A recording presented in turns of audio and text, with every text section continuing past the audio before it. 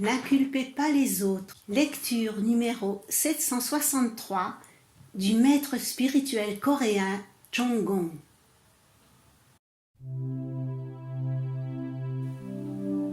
Éviter absolument d'inculper les autres semblerait être l'une des tâches les plus difficiles et les plus compliquées à accomplir.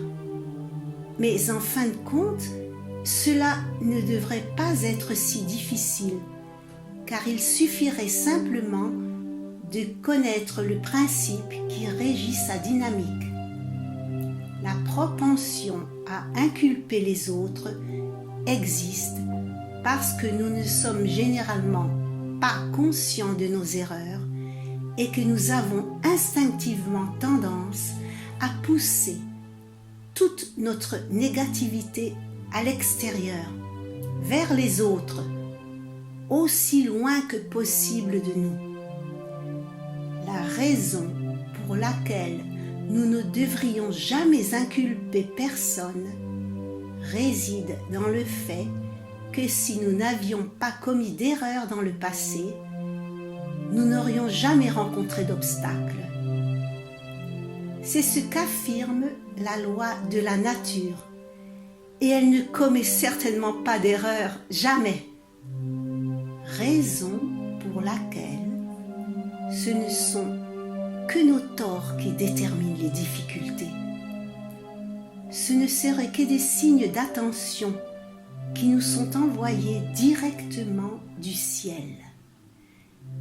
Mais comme nous n'en savons rien, en période de difficulté, nous aurions la tendance spontanée à inculper les autres. Mais voyons-en un premier exemple. Prenons l'exemple qu'un beau matin, votre femme s'approche de vous et qu'au lieu d'un baiser, elle vous donne une bonne claque. Qui aurait tort? Ainsi, au premier abord, on pourrait dire que toute la faute est de votre femme. Après tout, elle vient de vous frapper et elle a un très mauvais caractère. Mais en essayant d'analyser plus à fond, qu'en est-il de tous ces moments où vous lui avez causé de l'inconfort ou de la douleur dans le passé? Cette myriade de piqûres sur sa peau l'a littéralement entraîné jusqu'à ce matin fatidique. Voyons un autre exemple. Cette fois, alors que vous marchez paisiblement le long de la route, vous êtes arrêté et harcelé par des voyous.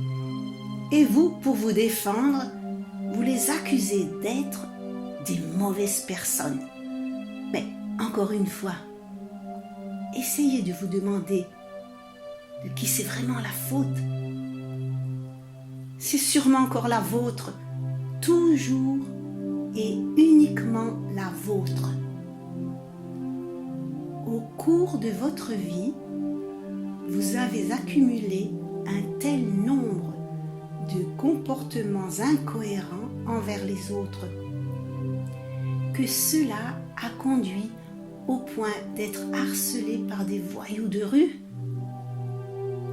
Des situations extrêmes comme celle-ci se produisent chaque fois que la quantité des erreurs commises est sur le point de déborder. Et vous, puisque vous ne connaissez pas encore le principe qui les régit, vous continueriez obstinément à accuser ces voyous de vous avoir molesté injustement. Chaque erreur que nous commettons reste dans la mémoire, elle ne disparaît jamais. Ce sont des amas d'énergie impure que nous avons crachés dans l'univers et qui, dans notre cas, nous reviennent sous la forme d'une rencontre pas tout à fait agréable avec des voyous de rue. Et encore,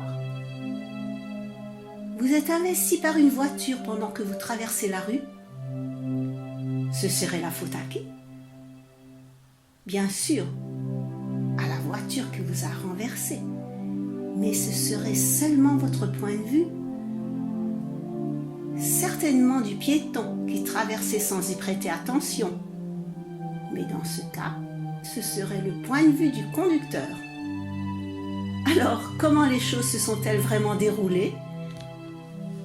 Ce qui s'est passé, c'est ce que vous vous êtes retrouvés à traverser le même endroit de la voiture dans la même unité de temps.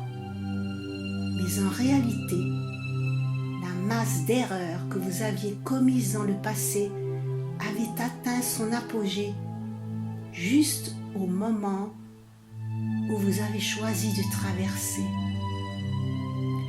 À ce stade, voici le scénario prêt pour vous.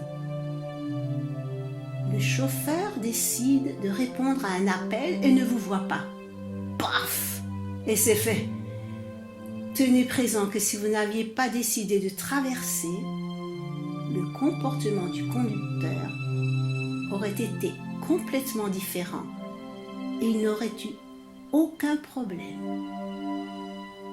De plus, si au lieu d'essayer au moins de comprendre les raisons de la nature pour ce qui venait de vous arriver, vous continuiez à le déranger, vous pourriez peut-être aussi découvrir d'avoir quelques problèmes avec votre assurance maladie que vous ne saviez pas d'avoir.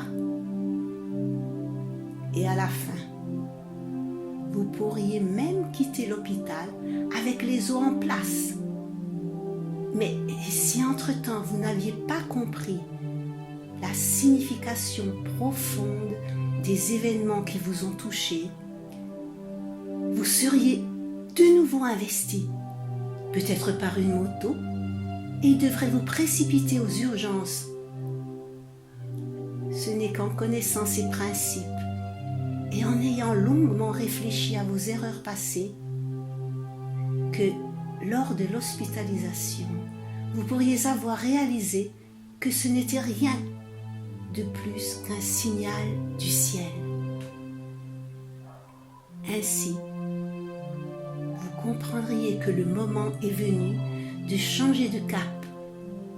Et suite à ce précieux conseil, vous ne retourneriez plus jamais à l'hôpital.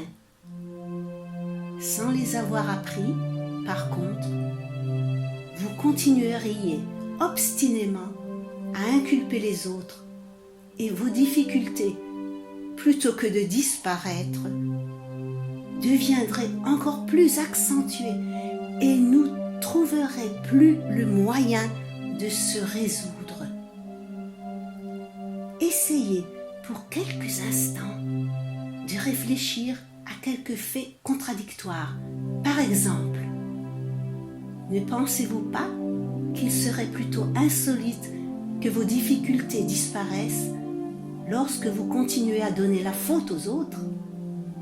Et ne pensez-vous pas qu'il soit tout aussi insolite que si vous continuez à vous mettre en colère, les choses peuvent changer pour le mieux? À ce point, si seulement vous aviez accordé le peu d'attention nécessaire, vous commenceriez à vous détendre, à ne plus inculper votre voisin et à travailler dur pour vous améliorer. La nature recommencerait à vous sourire. Alors, demandez-vous quelles ont été vos erreurs et si vous avez du mal à trouver les réponses, n'hésitez pas à me le demander. Je vous aiderai moi-même à trouver la solution, de façon à ce que, petit à petit, vos difficultés commencent à disparaître. Après tout, elles ne sont pas si difficiles à dissoudre. À la fin, vous sauterez de joie et vous aurez la possibilité de découvrir enfin le vrai bonheur.